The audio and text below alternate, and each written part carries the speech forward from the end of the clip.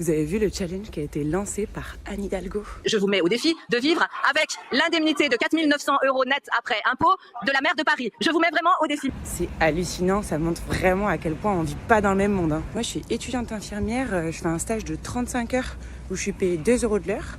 Et là, je suis en train d'aller à mon deuxième taf pour pouvoir me payer mon loyer et mes pâtes. Donc, moi, je veux bien relever ce défi, Carrément, il n'y a pas de problème. Qu'elle me file son enveloppe à 4 900 boules.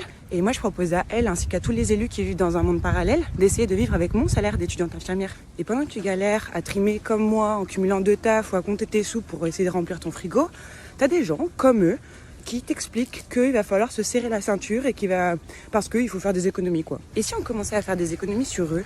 Parce que rien que pour parler d'Hidalgo, parce qu'on n'aurait pas le temps de faire la liste ici de tous les autres, et puis évidemment tout ça au prix du contribuable. Attendez, je reprends les chiffres qui ont été publiés par Mediapart.